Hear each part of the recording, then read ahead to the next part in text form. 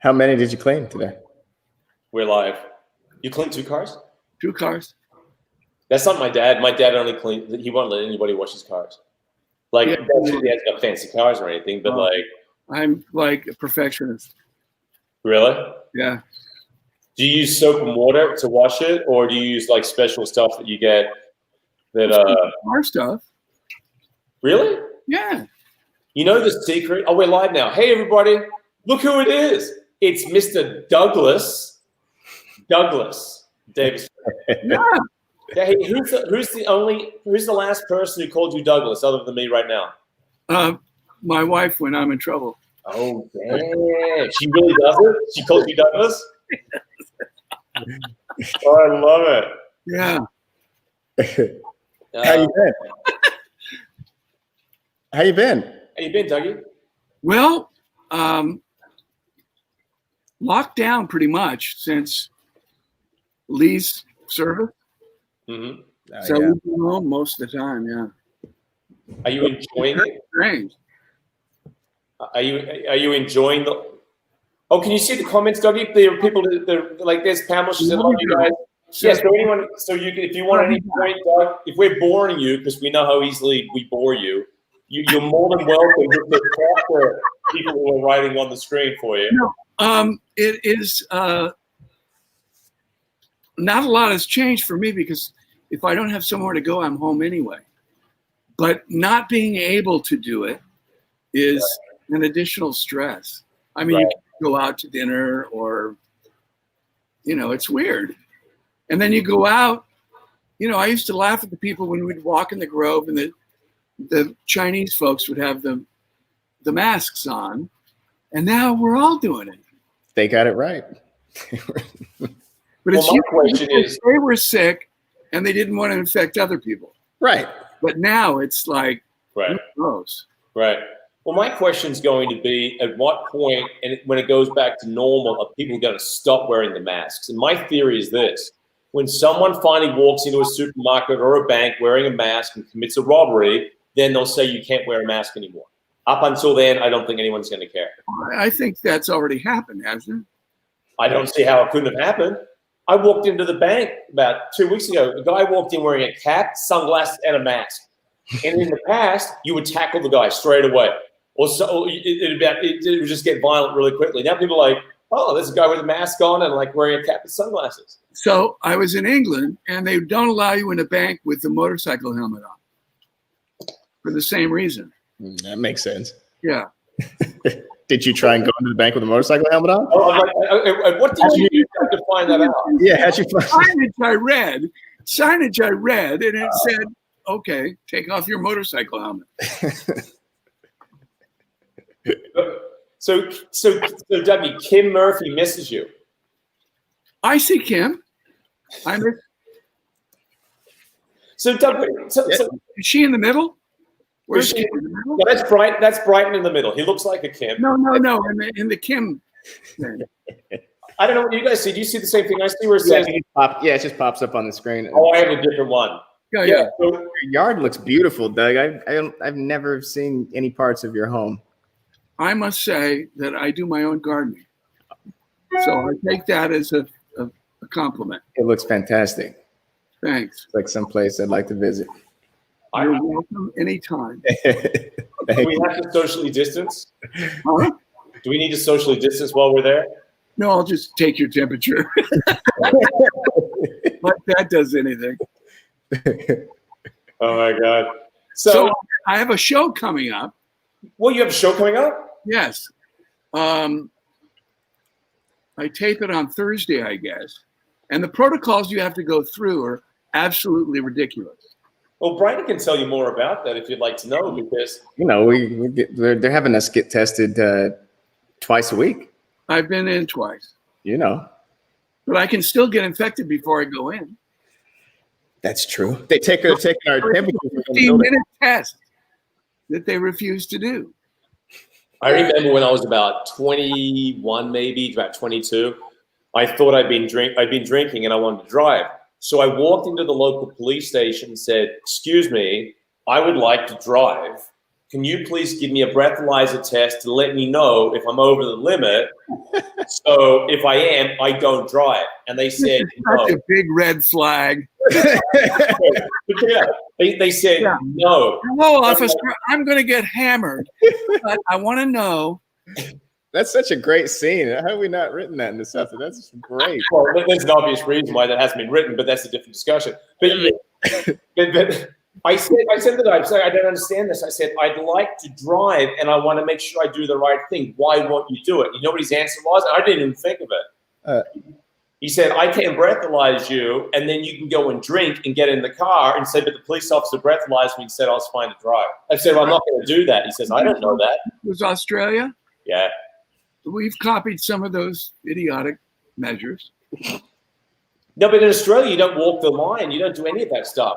Like they pull you over and they breathalyze you. Just breathe in here. And they shut streets down. Like they'll have 20 cop cars with like buses for people who get arrested. And they literally walk out with those like red, like airplane wavy things. They pull the car over. And you have them here, a breathalyzer station. Every car gets breathalyzed. And if you're over, they leave your car here, you go get the bus.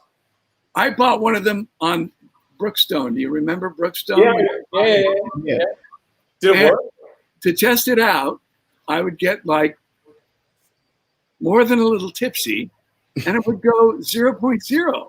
It's like, no shit. It's gonna kill somebody. Really? Wait, what's a little tipsy like a little nip? A dram. Hey, I learned that recently. It's called a dram of scotch. Did you know How much is a dram? How much is a dram? A dram is like an ounce or something. Well, why don't we just call it an ounce? Because this is America. And you come on. Well, I don't know. It's probably dated back to like when maybe a dram was like the tool they used to measure it. We'll have to find out. But you know where mind your P's and Q's comes from, right? No.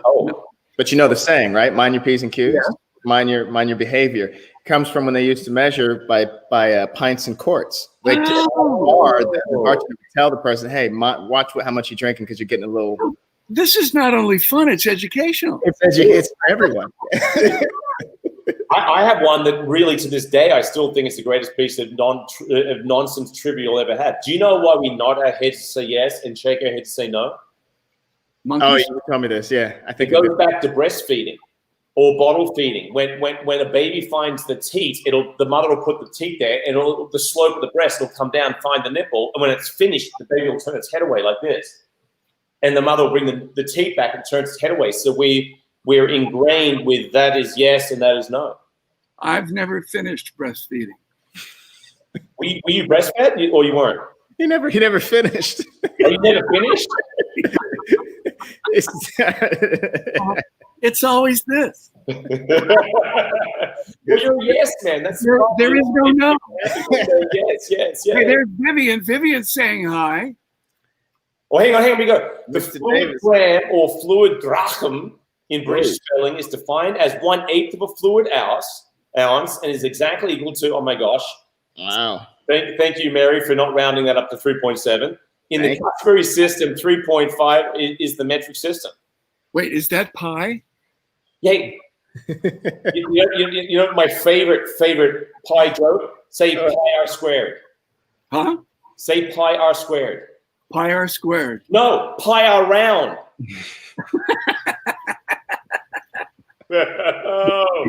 Woo! Crazy up in here. Vincent Moreno, Doug, you are an amazing actor. I want to go through some of these things because we have a lot of people. Doug, let me tell you something. You are loved. When I say loved, you're loved more than COVID. That's how loved you are. What? More than COVID. Great. Sure. People like you more than they like COVID. And I was very impressed to hear that. It made me actually think that you're doing something. Everybody's worried about the flu. Yeah. I'm wondering how we're going to catch the flu if we're all staying home and wearing masks. Well, I think I said this to Christian when we had Christian on. I said, I'm so concerned about the whole weakening my immune system by not exposing myself that someone needs to invent pills that have germs in them now, so you can constantly be polluting your body with something to make your immune system get stronger. When we go out there, we'll just get sick at the drop of a hat.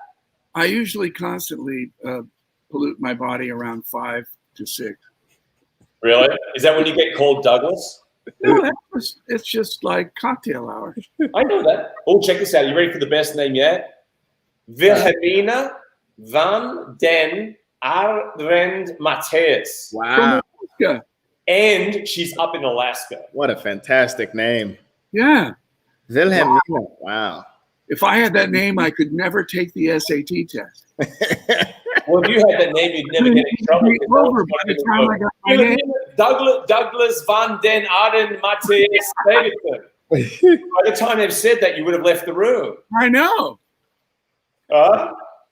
So Dougie, everyone has been asking for so long the obvious questions, which we'll avoid here, but they want to hear about you and your first experiences at Y&R, what your first day was like, do you remember that? That was 42 years ago? Yeah, I actually have the episode. And it was with Nikki, who was not Melody Thomas. It was Erica Hope. Okay. And it was a half hour, right? So it's like 23 minutes. And we were making out. That was it. Wait, your first episode you had to make out with someone? Yeah. How long till you had your first love scene? You mean in bed? Very good point, because most love scenes are done on a couch. Yeah. Because then you don't have to build another set. Or how long till you had your first love scene on a couch?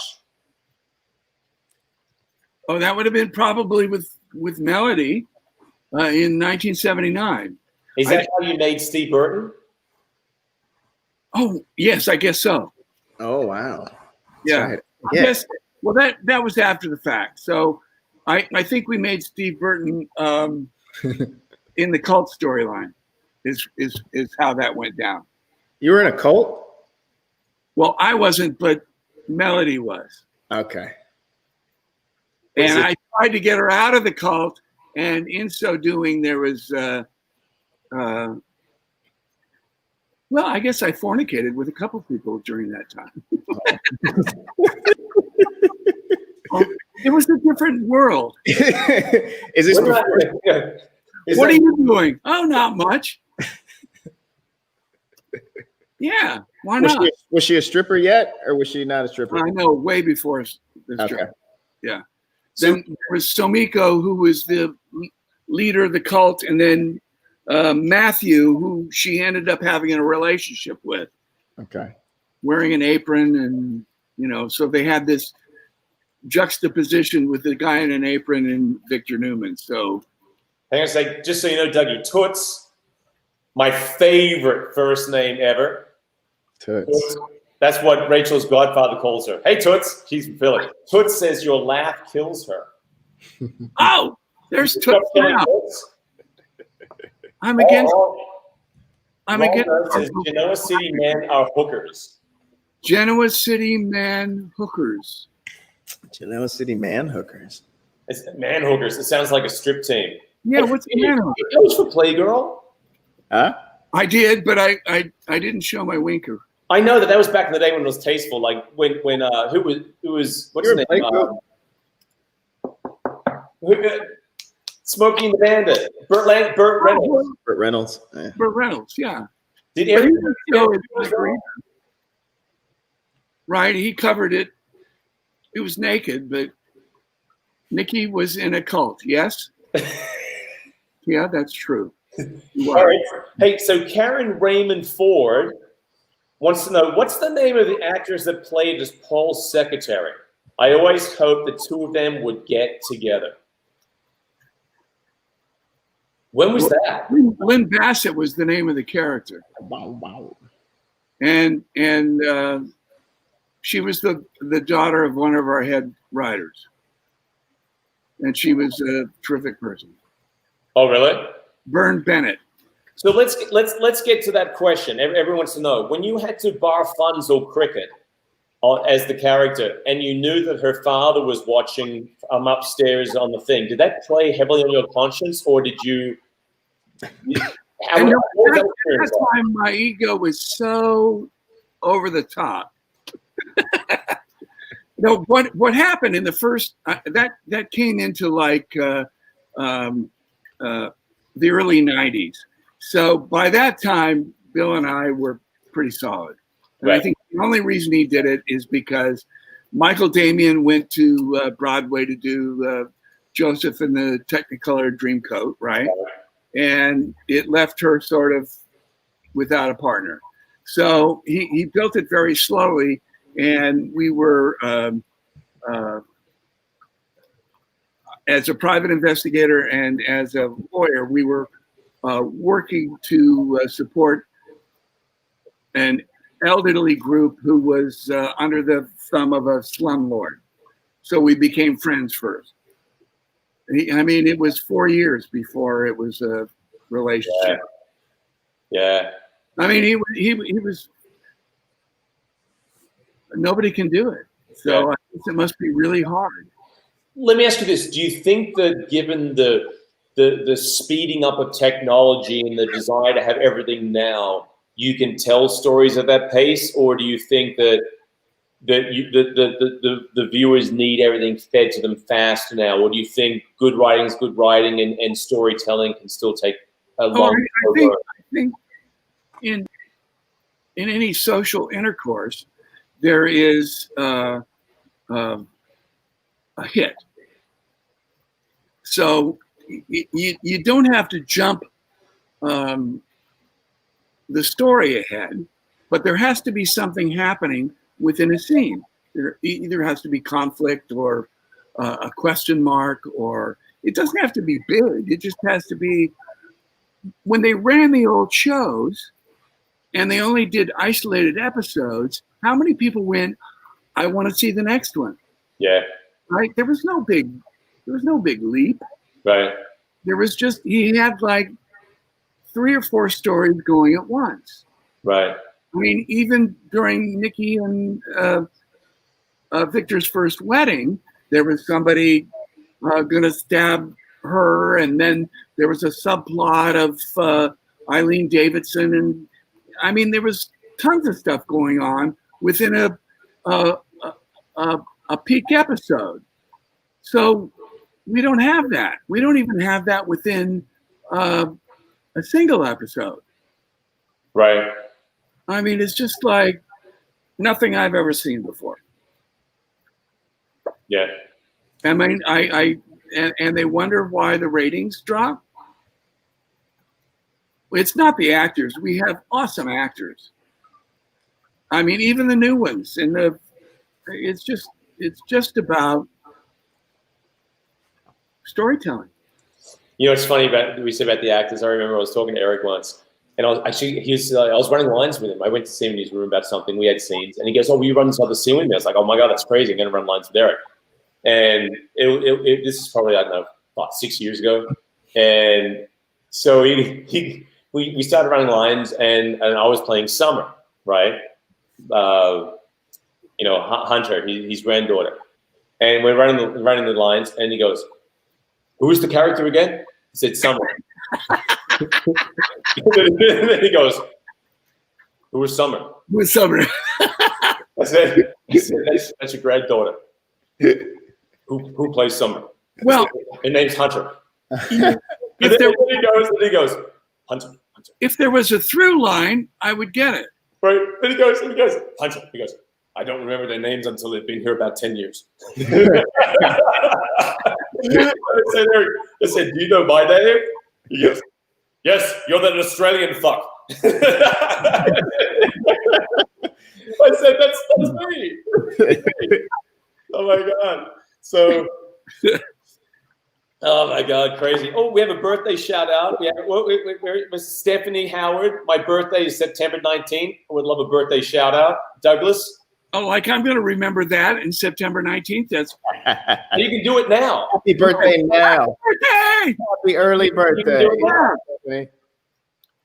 Eat cake. I remember the only person that would talk. Well, thank you. Oh, really? Thank you for Everyone loves Brighton. Everyone loves Brighton. Hey, so Doug, we have a question here. What is your favorite scene in all the scenes you've done? Can you whittle it down to one scene that you kind of stands out? Well, let's make it easy. What are your top 3 favorite scenes? Okay, well, I guess there are a couple, and this is kind of an interesting story. One was when Eva Longoria was trying to get me to prove to Diane, who has gone through several transitions of different actresses, but she was trying to prove that Paul was violent and could commit murder. So I wanted a divorce, and she wouldn't give it to me. And I was moving out of the apartment, ending up throwing boxes around, and I'll post it at some point. And it really showed my true temper, which I think was frightening for most everybody. But is no one seen your temper before? Okay. And the second one that comes to mind is I shoot my son. He falls out of a window. Oh, wait, this is when you shot what's his name? The tall guy. Yes. And he went from tall guy to fall guy. Yeah, I remember this. Okay. So he goes out the window. In the next episode, I've got a day player cop, and then the character Ronan and Michael, and it really centers around me because I'm coming out of the bedroom with the gun in my hand that I shot my own son with, in a panic. The detective knows who I am, and he's questioning me. And in the background, in the scene, there's I don't know, 3 or 4 lines with Christian and Ronan. And they took 20 to 25 minutes as I was trying to maintain an emotional equilibrium, and they were arguing about who had the superiority at the crime scene. Swear to God. This is why really? Not always my favorite people. Did you have a gun? I'm trying to maintain an emotional equilibrium. So when they come to me and the guy questions me about, it's 3 pages of questions, and they're going, who controls the crime scene, the FBI guy or the district attorney? And it's not part of the script. The script is Paul trying to deal with the fact he just shot his son. He controls the crime scene. Look, French. Magnifique les acteurs. Do you know what that means? Magnificent actors. Doug, you just amaze me. Is there anything you can't do? I'm learning Spanish online during the pandemic. Oh, you are? How's that going? It's pretty slow. Yeah. Okay, what's the one Spanish? Do you learn languages easily? Oh, I think you have to learn them when you're young. Yeah. Do you want to speak anything else? Is there another one? To Taiwan, right? Because he studied Chinese. Who? My son. Oh, your son, right? Chinese, and we take him to the airport, and there are 3,000 dialects of this stuff.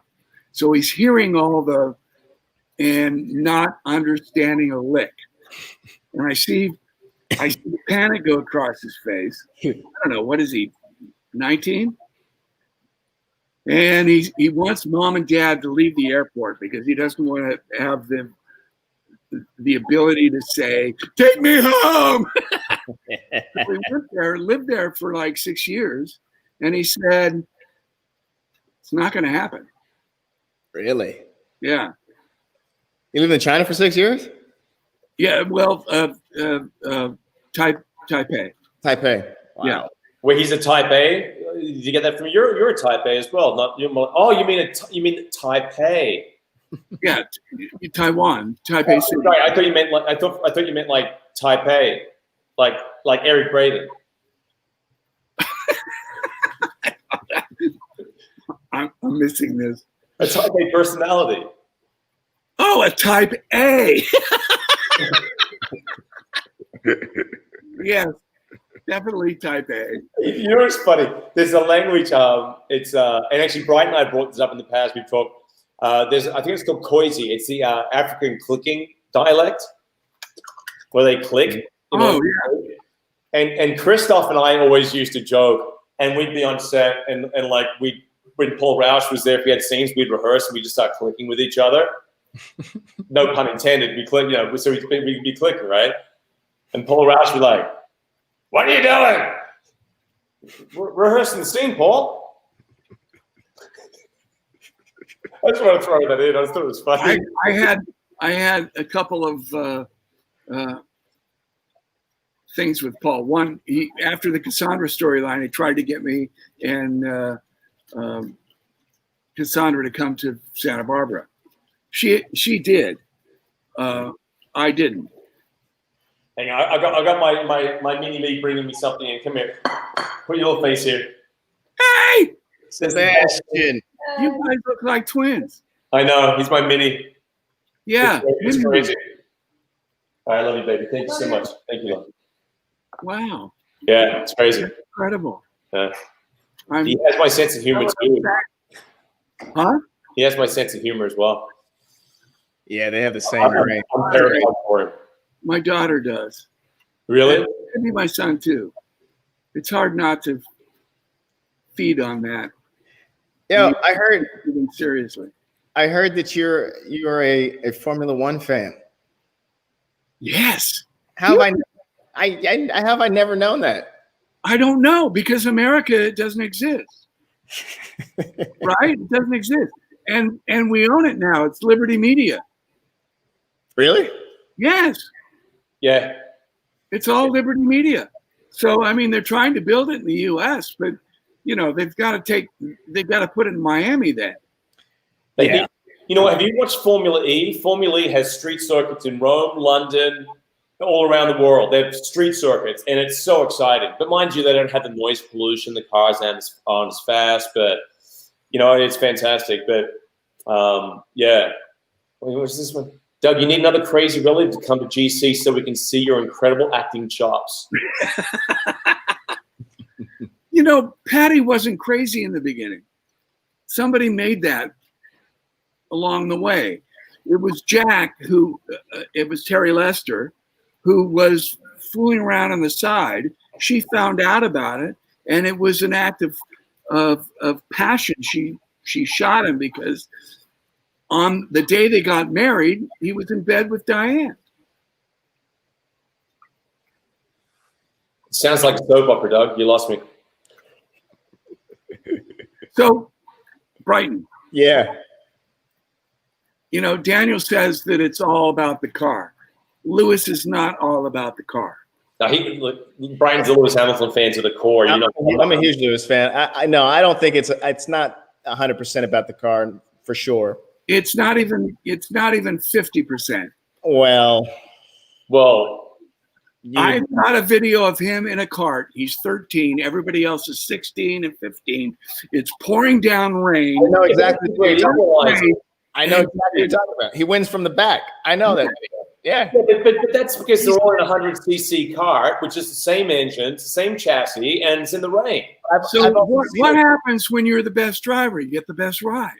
That's true. He wouldn't have the best ride unless he was the best out there. Yeah. But I've also seen him. I just watched a kart race just the other day with Verstappen and crazy. Verstappen and Leclerc. Yeah. And Verstappen he led from start to finish.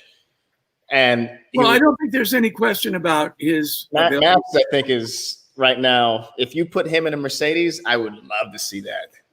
I would also say that just in terms of mental ability, I saw him take out Ocon. Yeah, I know.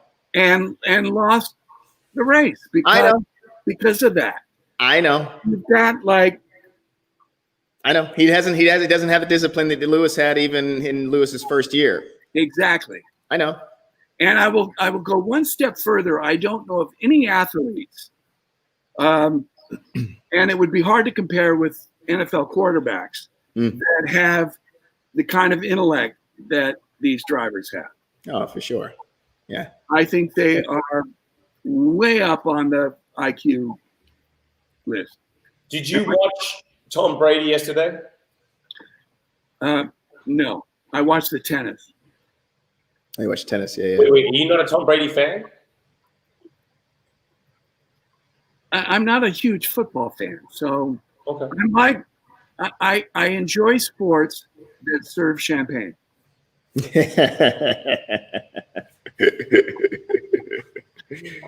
it's like third tier. It's like I like soccer. I like tennis, polo. Wait, polo? What, you mean the one where they ride the horse and they swim? You're so sophisticated. Isn't there a Santa Barbara polo club that's like? There is. Do you go to polo matches and watch them? I have. I didn't know you were this civilized. Yeah. I got a funny story for you, Dougie. I was in Indianapolis for an event, a racing event that was at the track with my dad when I was about 21, 22. And we met, someone introduced us to the original guy who painted Ayrton Senna's helmet.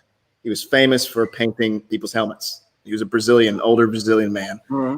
And I had no facial hair at the time, and I'm brown. And my dad and I walk up to him, and he goes, "You're driving for McLaren next year.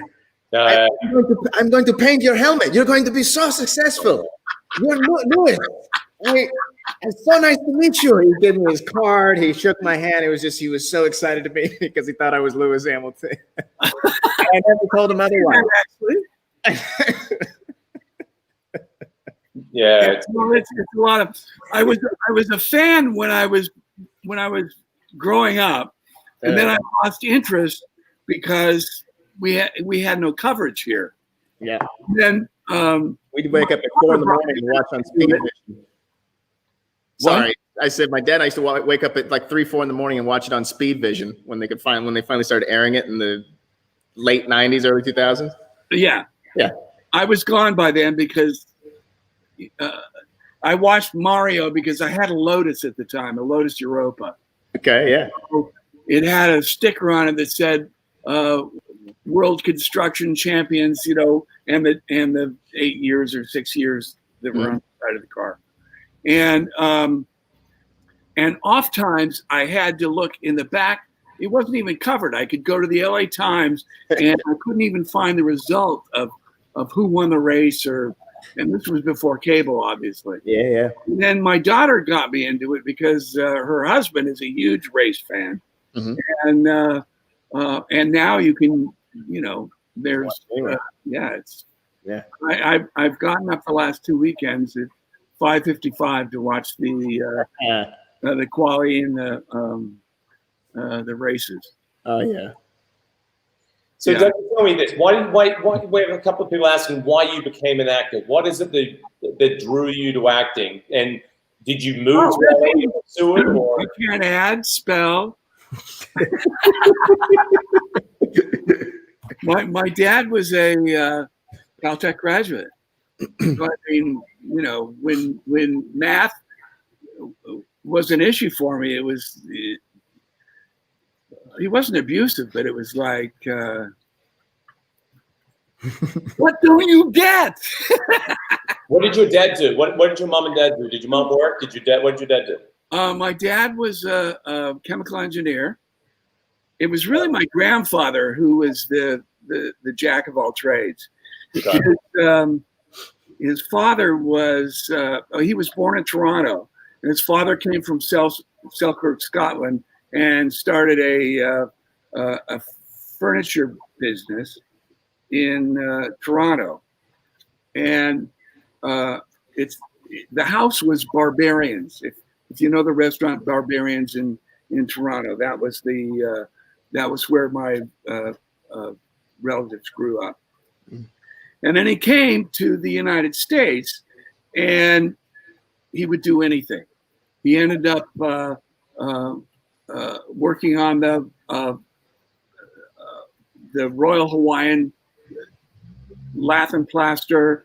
He learned how to be a CFO, so he became a CFO of a oil company. He got my dad into Caltech. Well, my dad got himself into Caltech, but he paid for it.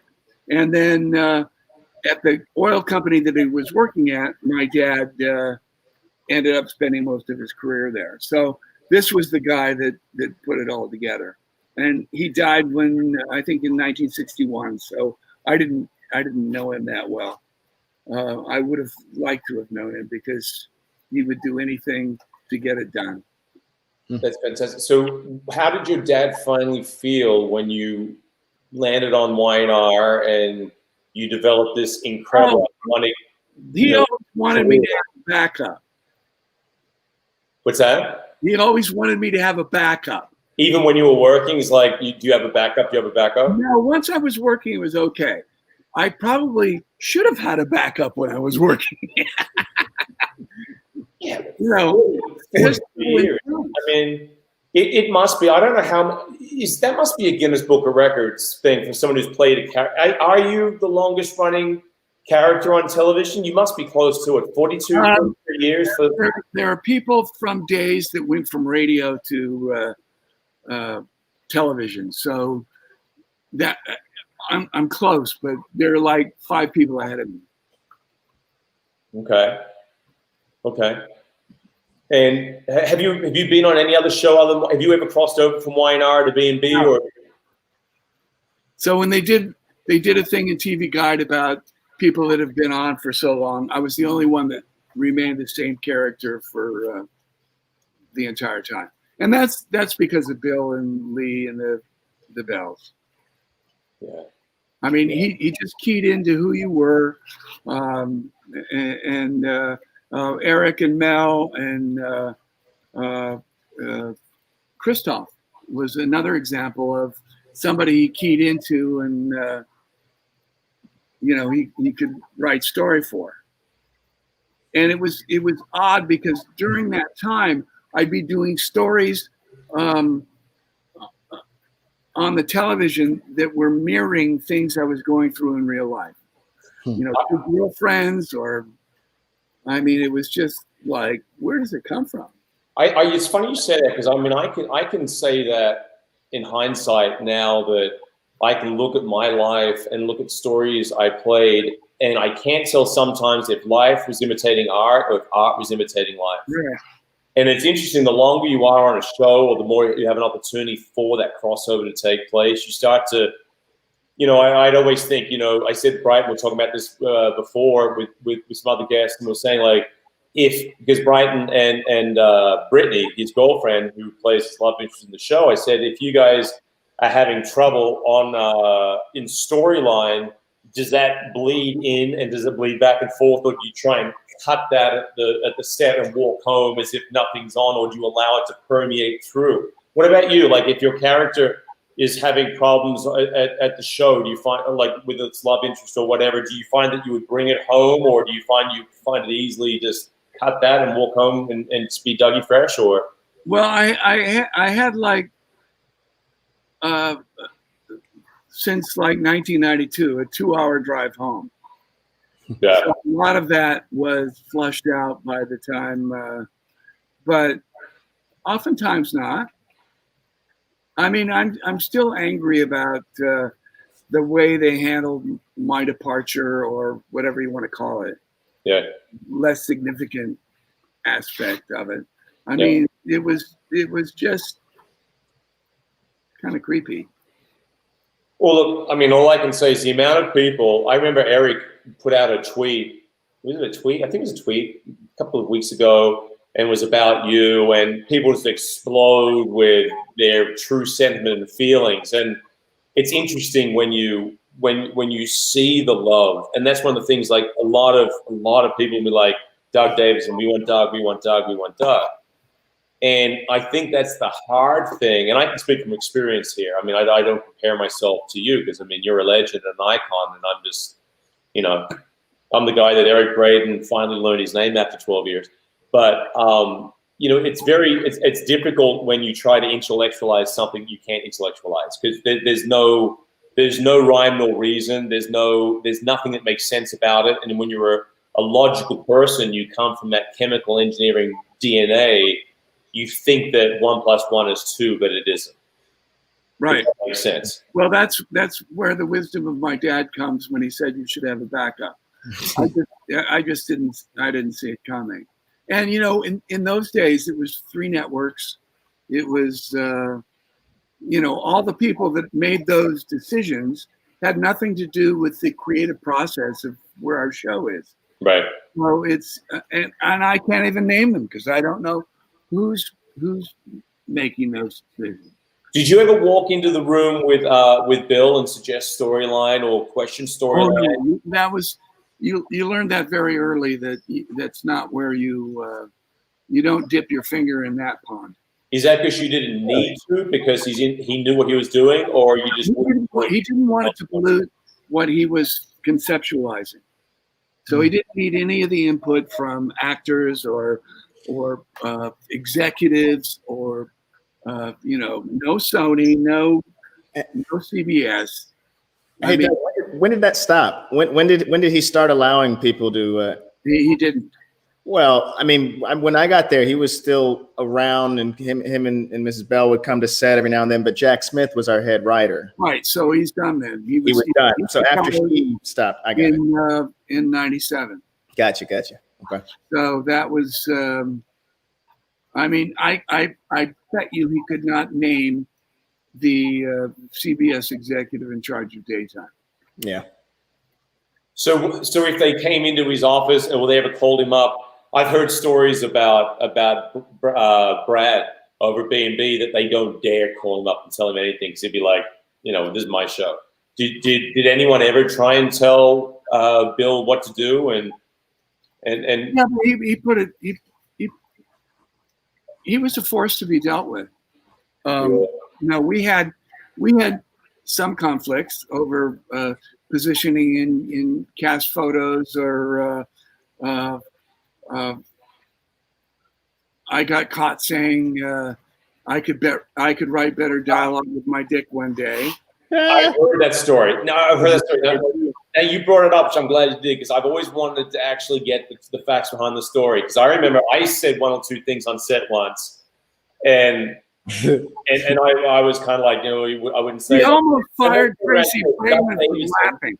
Wait, what's that? He almost fired Tracy Bregman for laughing. Woo. All right, I want to hear that in a second. I want to hear the story because I heard this. That Doug Davidson holds the award for something he said, which is what you just brought up, and then the phone rang on set. Because it rang to Ed Scott. Okay. Ed Scott then came out and said, "Let's just can you paint the scenario and the scene for everybody?" Okay, so there was a woman that had a heart attack in Fenmore's, and the order of the dialogue went, "A woman had a heart attack. Oh, that's great. I think she's going to be fine." And so we were arguing about, you know, what do you mean?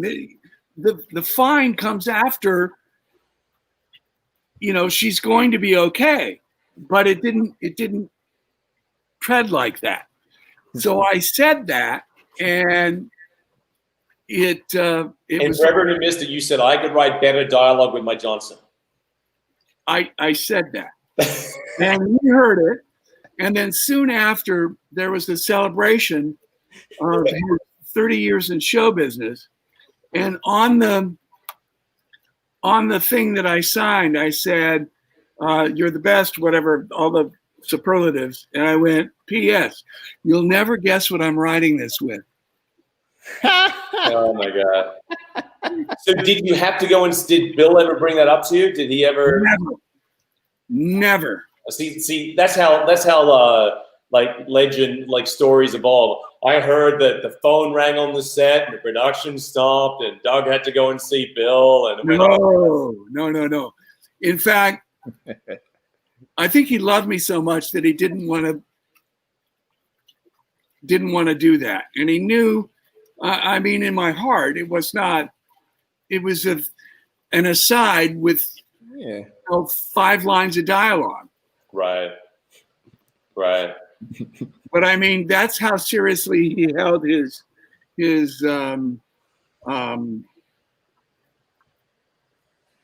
territory.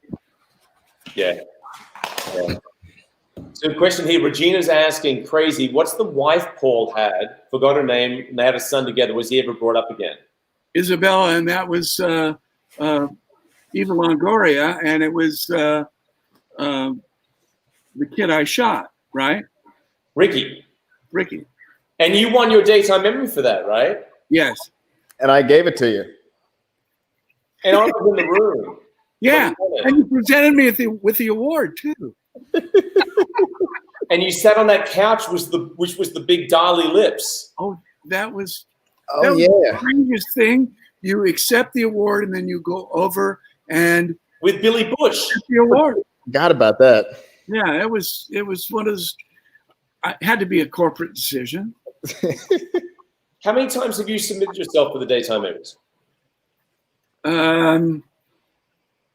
I think I only submit myself when I feel I'm worthy. So probably 5 times, 6 times. Okay. And did you think? I mean, having watched them enough, I've watched the daytime Emmys in the time I've been there, and you can kind of say, I think that person will win for this reason, because there's generally a through line that people like to vote for. It's generally a high emotional stakes, and some genuine, honest, sort of deep emotional hurt that comes out of you. Who was your competition that year? And was Michael Muni your competition that year? Yes. That's interesting. Okay. And did you think, in all honesty, that you had a good chance of winning it? I gave up on that. I thought it was one of my best chances, but the competition was pretty stiff. Yeah. Because there was a guy in General Hospital that was in the same category too. It's now on our show. Who won this year? Jason, isn't there? Oh, he was up nominated as well? Yes. Well, that's the year that Billy Miller and The Greatest to Ever Do It tied, right? It tied, yeah. Scott Clifton. Billy, they both won. but it was in a different category. It was supporting actor. It was, that's what I'm saying, but that's the same year. Yeah. And Chris Jason had quality work too, so he's always never a slam dunk. He's always good. Yeah. I'm very impressed. I'm very impressed with Jason's work. I mean, that guy is like, he's a powerhouse. He's great. Do you let me ask you this: is there a storyline that you have not played yet that you would want to play, that you think that?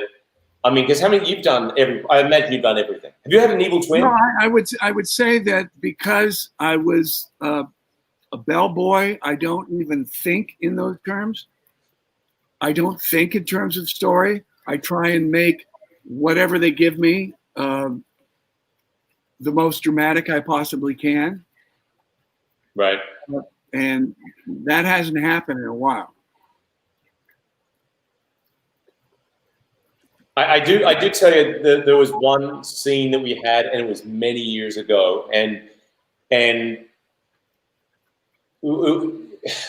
was around the time that Chloe had just started, and Lily was there, and Catherine Chancellor was there, and you had to come into the Chancellor house, and there's a thing that happens to all the viewers that if an actor misses a line a couple of times and they start getting in their head, it's very hard to come back from it. And we work on a show where there's no tolerance for people not getting their dialogue out on when they click their fingers and demand it to happen.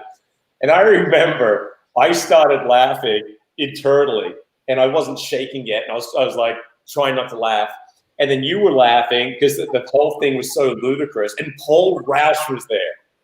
And this guy got so mad that we weren't getting the dialogue out. And he thought because we were messing around. But, you know, it's one of those things I learned from you, that in that situation, you know, you can't allow the people in charge to fluster you, because if you do that, you'll never come back from it. And you kept your composure in such a way that it taught me so much about grace and just, you know, soldiering on through an experience. And I've never told you that. And you also, on the very first day I came to work, I remember I met you and Peter, and you both took me under your wing. It's like, if there's anything you ever need to know, you won't remember this, of course, but, you know, I always want to say thank you for that as well.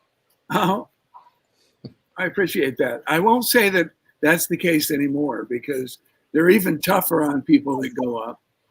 And if you've done online interviews with these the soap opera journalists, where they have an intro and they, you know, I can see them go totally nuts because they can't articulate what they're trying to say, and we have to do 3 or 4 takes. But that's the kind of pressure they're. And it's not pressure that is conducive to the creative process. Right. So I mean, it's self-defeating. We weren't goofing around. It was because if I don't understand what I'm saying, I'm not going to remember a grocery list. I can't. Right. So if I don't get the through line, it's going to be curtains. Yeah, see, you and I are the same. It has to make sense. Yeah. Brighton's the opposite. If it doesn't make sense, Brighton, it doesn't even matter. I've seen Brighton deliver dialogue that I could never have learned or said ever. I'll have to rewrite it, and then they'll get mad. And I would explain to them, it's because I can't relate to what I'm saying. Why would you care if I'm adjusting the dialogue so it seems honest? They hate it anyway, rewriting stuff. I've seen Brighton deliver dialogue, but I'm sitting there biting my tongue going, there's no way he's going to be able to say this and get it done. And he doesn't. Yeah. I just know how to memorize lines. That's it. I can memorize words. I've been doing one thing for 30 years. Memorizing words on paper. I can't do it. I can't do it either. It has to make sense. And I have to understand why I'm saying it. I have to understand the motivation behind it. And without that, I'm just lost. So I'll end up going, what's the P word? There's a P word. Oh, that's so funny. I know. It starts with a D. You have a little acronyms. It's like 3 P's and a D. God, the way you learn lines, Daniel, I still don't understand. I don't know how you If you look at the way I learn lines, I'll come up with mnemonics. No, I only ever do it if it makes no sense. I couldn't. If it makes sense, you can read it once and learn it. But I wouldn't be able to understand something. And Brian would like help me learn it, and it'd be a big make up new words. You'd make up new words for the start of each line in your paragraph. So you're adding, it's double. You're doing double the work. It logically doesn't make any sense. Yeah, but I said to Brian, I said, but see how it works, right? Is that I'm trying to think of the mnemonic for the word that's going to make me think of the word I have to say that makes no sense. Therefore, when you're watching, you go, well, he's really thinking about something. He's really actually thinking this. I'm like, no, I'm just, and then I'll watch scenes I've done back. I'm sure you've done this too, where you'll go, oh my God, it actually wasn't as bad as at the time. Like you, at the time, you're delivering the dialogue, and you're going, oh my God, this is the worst scene ever acted in the history of acting. I'm going to get fired after this scene. And then you watch it and you go, well, that was actually kind of okay. And then you start saying to yourself, wow, does that mean when I'm good, I'm really bad and I should be like that more? I don't know. I just think that's the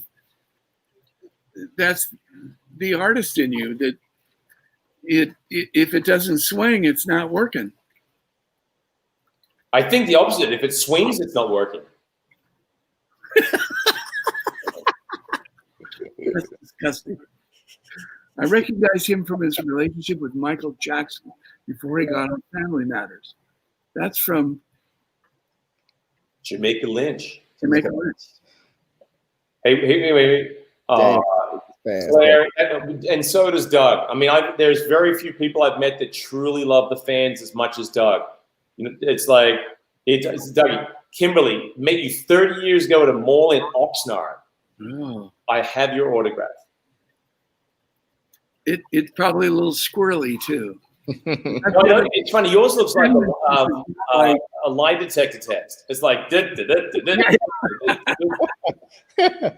Whenever I see the scripts and you see everybody sign them, everyone was signed in the same place. I always sign the top left. Brian would sign here. Doug was like over there.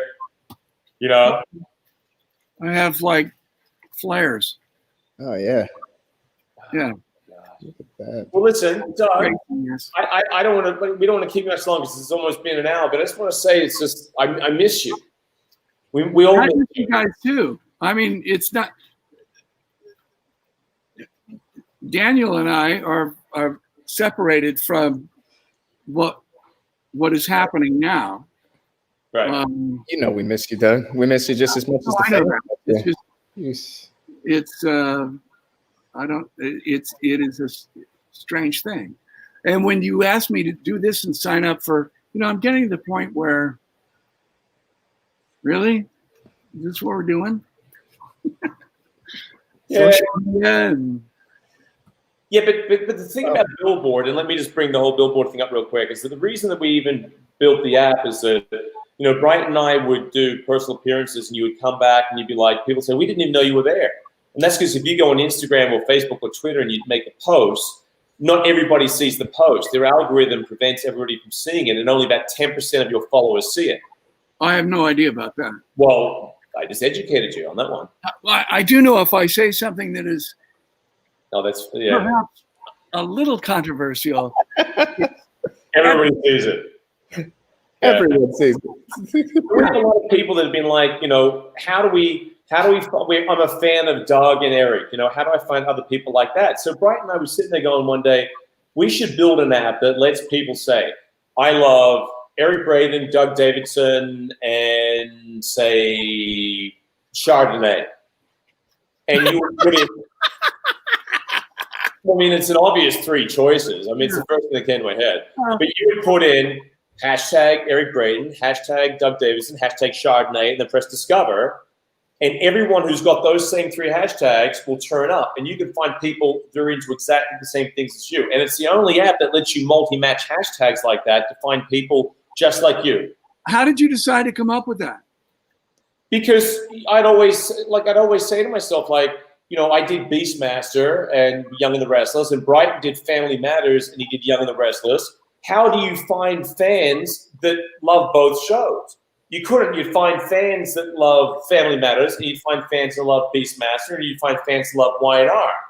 But you would never find a way to be able to find people at the same thing in common. Or someone would say, I'm a fan, like I was saying, I'm a fan of Y&R and Bold and Beautiful. I'd love to meet people who only love those two shows. So you can go on Bildbord and go into your hashtags and put in hashtag BB and hashtag YR.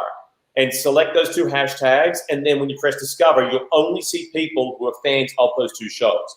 So it's a way of allowing people to find people just like them who are just into the same things as them.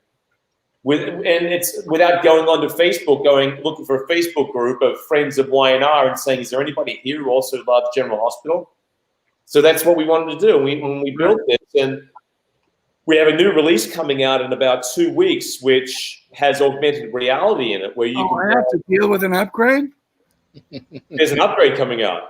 It's a good one. Great. I'll tell you about the upgrade. The upgrade, you could go, I'm out in a public situation. Let's say you go to a Y&R fan event, and I only want to see fans of Doug Davidson. You put in hashtag Doug Davidson, okay?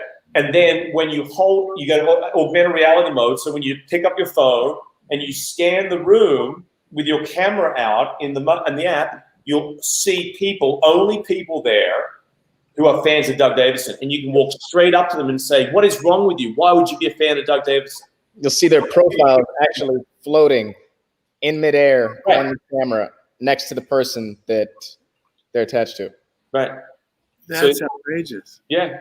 So that's why we built it, and that's what we wanted to do, because we wanted to bring people together. Facial recognition, is that how you're doing? No, it's just by activating it on their phone. If they go into their AR mode on their phone, their profile will show up when you look through your camera. Okay. And we've set it at the AR experience is set at half a mile, so you could go to like Disneyland, for example, and you're there with your kids, and you can go into private mode where you only want to see the people you follow. And let's say, the kids disappear or you don't know where they are, you can just scan the area, go, oh, Johnny's over there, so-and-so's over there. And so there's many different ways you can do it, but we just wanted people who, into the same things, finally find people in the same things as them. Because, the world is getting bigger and the human interaction experience is getting smaller. Imagine the first day of college. When your kids go to college on the first day, they can put all the things they're into, and when they would stand in the college and look around holding it up in augmented reality, they would see all the people doing the same thing as them. So you could walk up and be like, you love X, Y, Z the same as me, and everyone gets a percentage. So mathematically, they break down what you have in common by hashtag by putting a percentage on it. So you'll say, I have 50% in common with that person, 60% in common with that person, 20% in common with that person. So it's a new way to meet strangers. Exactly. No one should ever be a stranger ever again.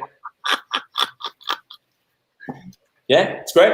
And, it's one of those things that all the fans have to do is go to Bildbord.com, and down at the bottom of the page, you can turn around and download the app. It's on Android and it's on iPhone. So I just did it today. So Doug's on it. So if everybody watching, if you're not on Bildbord, it's Bildbord, Bildbord. Go to Bildbord.com, and down the bottom there's the App Store and the Google Play Store. Download the app, and you will find Doug on there, and also Tracy Bregman's there, Christian, Michelle Morgan. Who else we got? Brighton's there, Brittany's there, Crystal's there. It's a lot of the guys from mine are there. So, and the fans follow them, and you can stay in touch, and it's a great way to find people who are into the same things as you. Very few people say the same things I'm into. I thought you had a halo behind you, Dougie. That was actually the sunset. It was. It's beautiful. Yeah. It's beautiful. Yeah, it was. It was great moving up here. Although for 25 years I'm driving 4 hours round trip.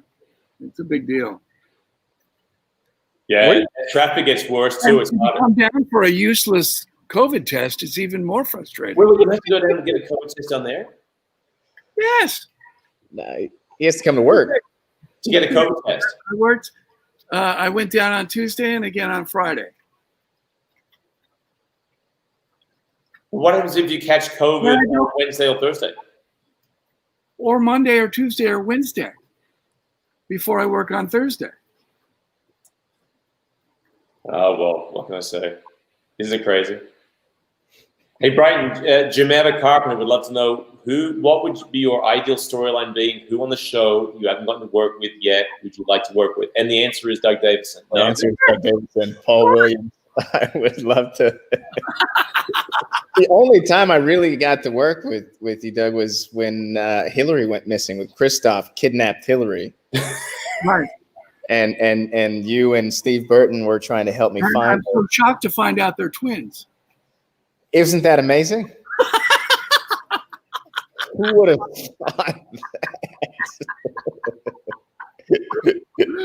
Have you ever had an evil twin on the show? No. Bill didn't do stuff like that generally.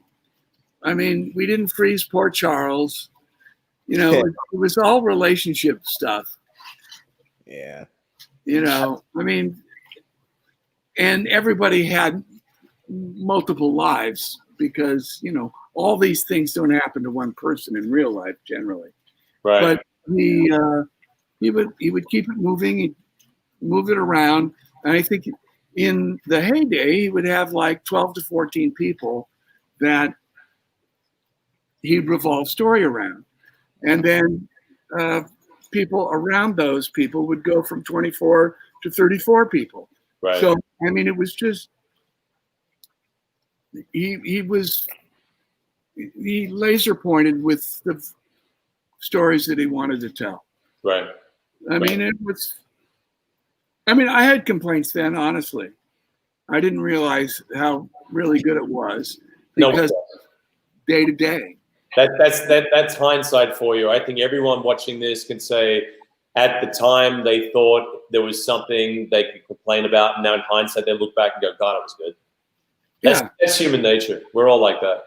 I was like that during Beastmaster. I was exhausted. Every year I got walking pneumonia. I was attacked and bitten and scratched and clawed at by all the animals. I was always cold. And then looking back on it, it was one of the greatest times of my life.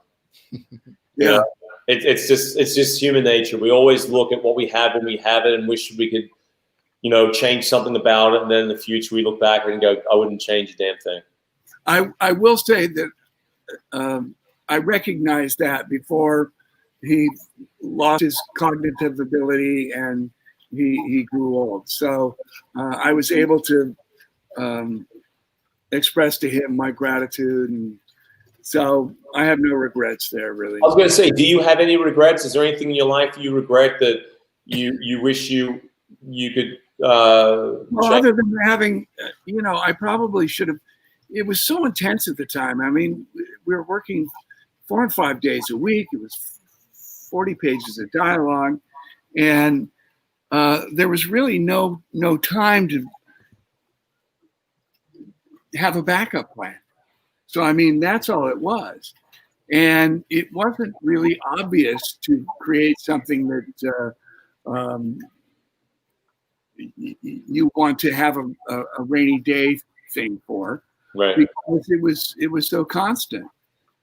Right. I mean, it was only when he was no longer at the helm did things start to fall apart. Interesting, isn't it? Dougie, Marilyn here says, Paul, I love the storyline back when your dad was on the police force and you had to lie to him that you were working undercover. Yes, that's true. I was working undercover to prove that he was set up by the mob. So I joined the mob, and everyone had to believe that I was part of the mob. I grew a beard, and Wayne Gretzky was part of the mob from... So it was pretty fun. Wes Kenny was in charge then, and he was an amazing producer. Probably the best one we ever had. Really? Yeah, because he'd run out on stage for every note, and he'd go, "Make it work! I don't care what you have to do." And he had, I don't know, he had $432 worth of change in his pockets. He could always.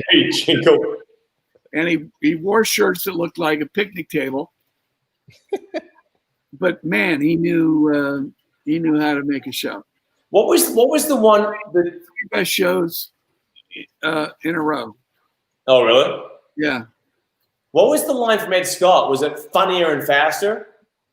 Ed Scott? Didn't he say funnier? Make it funnier and faster, or pace and vitality? No, that was Genie, wasn't it? No, that was Genie. Energy, pace, and vitality. I remember Ed Scott telling us pace. That's what I remember Ed saying too. Ed, you're going to marry Amanda. People admit that Ed learned a ton of stuff from Wes Kenny. Okay. Ooh, Brighton, are you going to marry Amanda? I don't know. Right? Would you like to marry Amanda? No idea what's going to happen. I'm with Elena. Right now, I'm with Elena. So, I want to marry Elena. Doug, do you know what I want to personally see happen? I want to see Elena, a.k.a. Brittany, have an affair and cheat on Brighton, because what's so awesome about on Brighton's character, Devon, because what's so awesome is Brighton's going to have to double the person that she cheats on him with because of COVID. He's going to have to play the other lover. Did you see Jimmy Fallon the other day with Lawrence and Victor was up there and had to kiss the dummy? No. I actually don't watch much television. I don't watch it either. Brighton said it to me. I would never have thought it even happened. Brian said to me, and I was like, "Oh my god, this is too funny." Oh my god. All right. Well, listen, I'm gonna let you go. I'm gonna let everybody go. This is fun. You know what I'd love to do? I'd love to get you and probably Lorelei on in the future or something. Laura Lee, not Lorelei. Laura Lee on the future, or it'd be fun. That would be great. She's a kick. She's a great girl. She's an amazing girl. We'd have to be very skinny though. We couldn't do 3. We'd have to do 4 wide. I think it would actually do it into quadrangles. Therefore, it actually may even be better. The what? We may have to do it'll be in quadrangles. So therefore, it'll be like in quadrangles. Squares. Oh yeah, okay. You mean like what do they call that? Squares? No, the program that I thought we were going to be doing. What's it called? Where you're all in little squares. Zoom or Skype? Zoom. Oh, yeah. That's how Zoom. I want Paul, Chance, and Kane to form a private detective agency with Devon funding the venture. Those storylines would be fun. You're still a billionaire, right? I'm still a billionaire. No.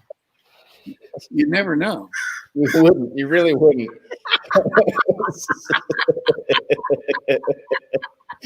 You never know. It got taken away from me. I gave it all away for a year, and then they gave it back. At least you don't have that stupid thing stuck to your head. That's. I'll never forget. I think you were one of the first people I ran into when my character got picked up at a male prostitution house. Remember that?